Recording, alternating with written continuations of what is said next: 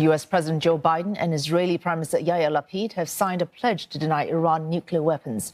Mr. Biden is in Israel as part of his 4-day tour of the Middle East, his first since taking office last year. In the joint statement, Washington pledges to use all elements of national power to prevent Tehran from attaining atomic arms. But Mr. Lapid is still urging Mr. Biden to continue to put the heat on Iran. Words will not stop them, Mr. President. Diplomacy will not stop them. The only thing that will stop Iran is knowing that if they continue to develop their nuclear program, the free world will use force. The only way to stop them is to put a credible military threat on the table. Mr. Lapid also expressed his wish for the normalization of diplomatic relations with more Arab nations. He's asked Mr. Biden to send a message of peace when he meets with the leaders of the Gulf nations. Mr. Biden reaffirmed his support and the strong ties the two nations have with each other.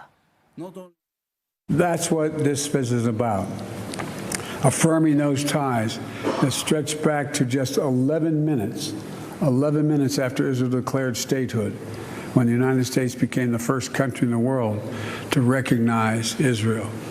And I assure you, it will be the last country in the world ever to walk away from Israel.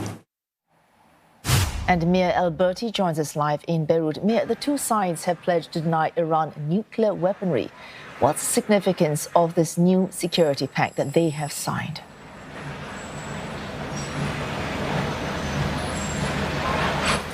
Well, this is a very strong, united front, as you said, condemning Iran and its nuclear advancements. Both countries signing this statement, as you said, saying that they will use force to prevent Iran from developing nuclear weapons. However, again, this is where the two countries have different opinions. The U.S. continues to say that diplomacy is the only way forward. The U.S. and President Joe Biden continue to believe that reviving the Iran nuclear deal is the only way to, let's say, control Iran and keep it tight. That's the word that Biden used earlier this week when referring to Iran. And Israel and Saudi Arabia as well, which Joe Biden will visit later this week, are more serious in this stance in the way that they believe that any kind of nuclear advancement in Iran should be banned, should not be allowed.